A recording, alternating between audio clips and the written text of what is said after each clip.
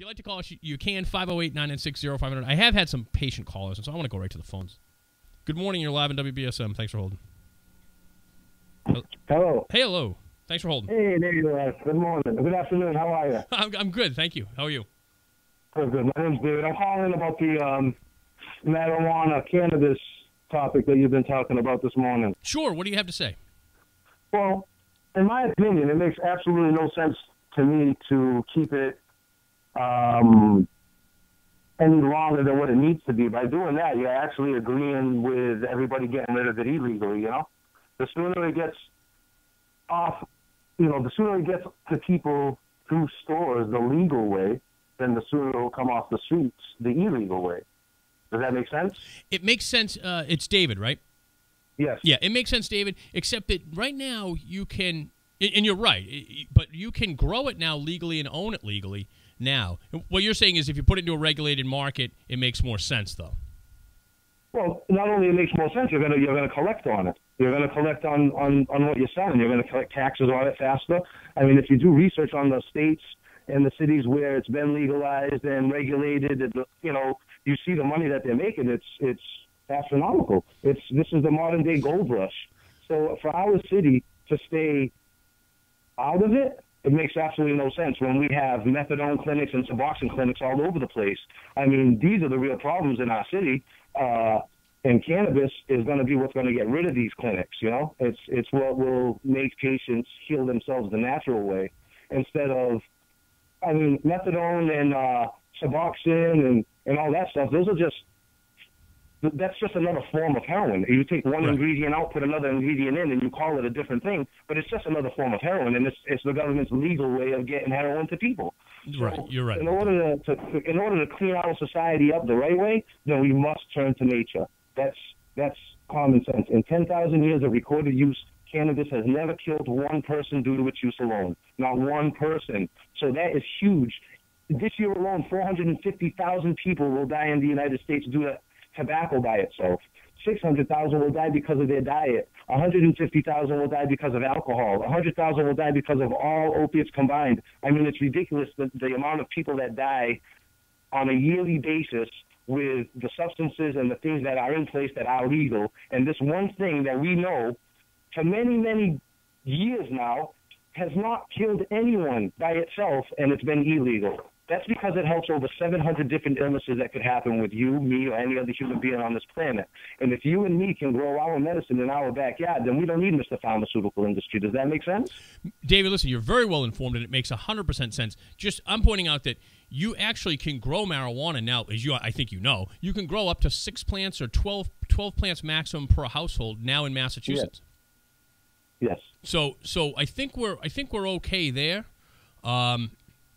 And I just think here's what I think. I think that we're having an argument at the state level about the money, the power, the control, and I think that, right. I mean that's what counts.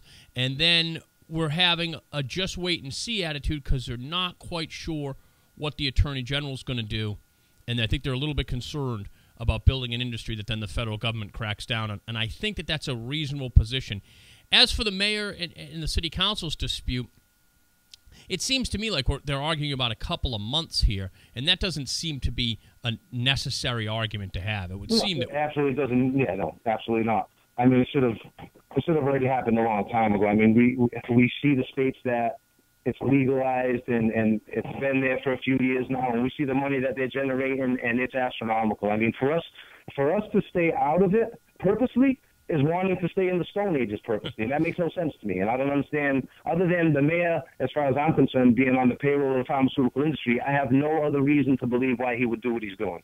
Well, it makes no sense to me. Well, I don't think he's on the payroll. When you see the facts about cannabis, when you see that it helps as much as it helps, when you see that it kills absolutely no one and that it's not addictive, it's not a gateway drug, it's none of that, and you still fight against it, we got to ask questions to this mayor as to why it is that he is fighting this. This is not something that should be fought any longer. This is something that has been proven to bring societies and cities up in wealth. So I don't understand why this guy's keeping it away from us. It makes absolutely no sense as far as I'm concerned. Hey, David, thank you for the very well-informed call. I hope you'll join us again. I absolutely will. Thank you. Have Thanks. a great day. Great. You too. A couple of things. Number one, I don't think the mayor has been very resistant to legalized marijuana on the recreational side and to some degree the medical side. Of course, I believe also some of it was a negotiating posture. What he has done, by the way, I don't think he's on the payroll of the pharmaceutical company. I think that was rhetoric, but that's okay. That's what talk radio is for. But I don't think the mayor's on the payroll of the pharmaceutical companies. The mayor has moved forward with a medical marijuana dispensary on Hathaway Road. That's going forward. He signed the agreement with them. We had Joe Michaud in here, who was the attorney for the medical group. We've had Councilor Ian Abreu in here, who's an advocate for it. That's going forward. I've interviewed the mayor. I interviewed him up in the Boston Herald radio station that I work for, and we talked about it. So that's moving forward. He also signed an agreement to allow the growing of marijuana up in the industrial park. So that's going forward. And the often overlooked point is that the medical marijuana dispensary on Hathaway Road will be a recreational marijuana dispensary, should they choose to, under state law. So unless that state law is changed, the ballot initiative we just passed, you're going to have a recreational marijuana dispensary in New Bedford on Hathaway Road in the same facility that you have the medical marijuana dispensary. Unless they choose not to, and there would be no reason for them to choose not to. So I don't know. I think that there's politics here, and there's people wanting to see how this is going to shape itself out. But I think the dispute between whether it starts in the summer or whether it starts in the end of September, which would be October, between the mayor and the city council, I think that can be worked out. It's not a huge discrepancy. But we'll see. Also, if there's going to be a mayor's election in this city, and if there's going to be competitive city council seats, which there will be, then this marijuana issue is going to be big time. I think it's going to be a big time political issue, and we're going to follow it all the way for you folks. Good morning. Thanks for holding your live on WBSM. Top of the afternoon to you. How you doing? Good. Good afternoon to you as well. Yeah. That last caller just stole a lot of my thunder, so I'm not really going to go over a lot of what he just said. And I do agree with him on just about everything he said. But you know what? This is foolishness, really. You know what? The voters voted for it. There's a law in place. Enforce the law. Come up with a cannabis commission, just like you have a liquor commission to control it. And let's get on the ball here. I have relatives that live in Colorado, and I don't care what Roderick says when he came back. I don't know what he did when he was over there, but it is going very smoothly over there, and the state of Colorado has already made over $1 billion in tax revenue from legal marijuana. It's incredible. Think about that. Oh, it's incredible. Over $1 billion. Think about the raises these guys could give themselves for that kind of money. See, they're not looking at it right? No, they're not looking at it right. They're stupid, Well, really, what's the big deal? It's a law. We want it. We voted for it. Let's enact it. Let's get it going. Because you know what? People have been smoking pot for generations, years and years. You know what I mean? Nothing's going to change. No, I agree with you. Nothing's really going to change. Nothing's going to change. People are still going to smoke pot. The only difference is they're buying it off of hoodlums on the street corners right now. I mean, every day this week almost there's a marijuana bust, Right. Why give these punks the revenues? Let's take it as a state. Let's control it. Let's have the revenues put in our coffers instead of on the guys on the street corner. I don't understand what the big deal is, what the big problem is. Well, I'll tell you, the Marijuana Commission, which is part of the law, the big fight right now is the state legislatures doesn't necessarily want to turn it all over to the treasurer. They want to keep some of the power for themselves, that's the dispute. We're not even, the marijuana issue, truthfully, isn't even the issue anymore. It's about money, power, and control. That's really what's going on. Of course it is, absolutely. Where there's money and there's revenue, there's corruption, and there's power, and there's politics. And that's the problem. And as far as that Keebler cookie elf, you know who I'm talking about there? No, wait, I feel like an insult's coming, but... You know who the Keebler cookie elf is, don't you? Oh, is that Jeff Sessions? Look at him. Oh, that's funny. Oh, I like Jeff Sessions, but that is funny. Of course he is. Look at him. Oh, man, listen, every stoner must be cracking up at that. Yeah, well, that's who he is. He is the Keebler cookie elf. I mean, you know what? With the opiate problem we have in this country, the heroin problem we have in this country, really, he's going to battle pot? I mean, he's just going in the wrong direction. You know what I mean? Let's work on the opiates. Let's work on the stuff that's killing people. You know, I every time I see him on TV bitching about marijuana, excuse my language, I hope I didn't. It's okay. Go ahead. There, but he just, you know, it drives me crazy. What about the opiates that are killing people? You know, there's people dying every day between heroin or OxyContins, is, you know, some kind of opiates. It's killing the society.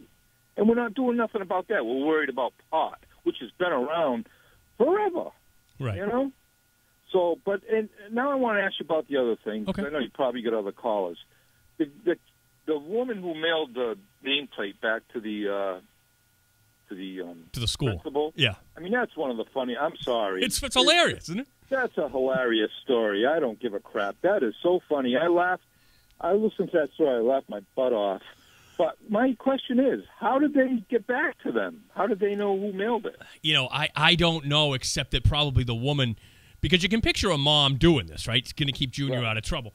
She probably went down and called the police. Probably confessed, but I don't know. Yeah, I think she had to fess up to it. Otherwise, they had no idea who would have sent it. You know. You know, and you know how kids are. I mean, you know that kid told every one of his buddies. So as soon as they said it was the nameplate, he'd probably told a half a dozen kids, "I stole the nameplate." You know. Listen, it is something I can imagine myself involved with at that age. I mean, when I heard the story... What are we going to penalize the kid for being honest and sending it back to him? I mean, you know, what are we going to charge the kid with? No, I mean, it's funny all the way around, and it's also a commentary on the society we live in now. And look, what else were the police going to do? I mean, they had to blow the thing up, but it's just a funny story. Yeah, it is. I think it's a great story. Listen, you have yourself a great day. You too. I'll talk to you again. Thanks Bye-bye. again. Thanks. Yeah, just a great story. When I heard it this morning, and again, if you want to see it, it's on the Channel 12 had the story. It's probably on all the stations, but Channel 12 had the story this morning. I saw it, and I thought my audience would enjoy it. And I think we can all picture ourselves, you know, doing something like that. I certainly did things like that. And then your mom trying to help you out. Doesn't want to get you in trouble, so she mails the thing back. Everything that was done properly. The police acted properly. The vice principal acted properly. Yeah, the kid acted like a kid. You know, his mom did the right thing. It's just a funny set of circumstances, and thank God nothing really came of it. Good morning. You're live on WBSM. Good afternoon. Oh, good afternoon. Thank you. How you doing today? I'm great. How are you? I love listening to your show. You got a lot of good callers calling in. My question is about this marijuana. Okay. Now, they want to make it recreational inside the medicinal facilities.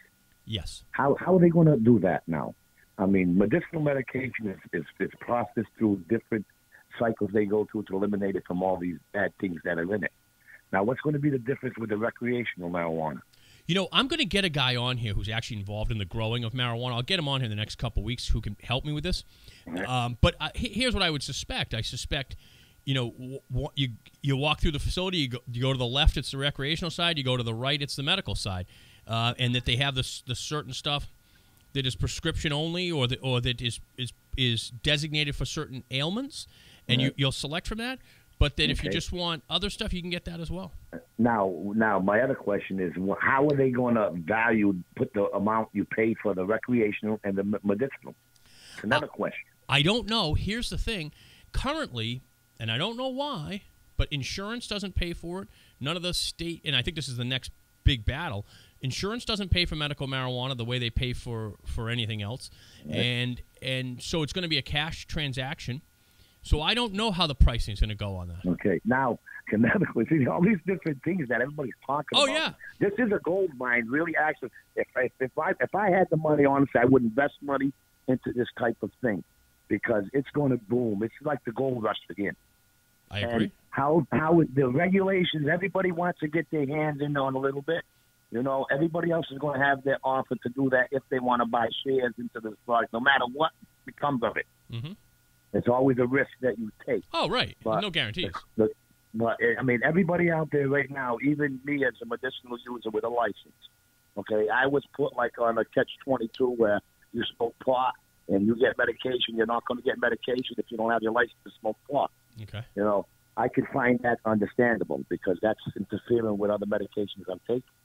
And I got the doctor's approvals to do as I do. Mm-hmm. And it's not because of my choice. It's because of what I had to do. Sure. And believe me, I see a lot of people that smoke marijuana, and they can be in the best state of the world. They don't bother nobody. They ain't, you know, not coming down from that. You're not getting no repercussions for wanting more, you know. Oh, yeah. And I just hope this thing, you know, works out for everybody.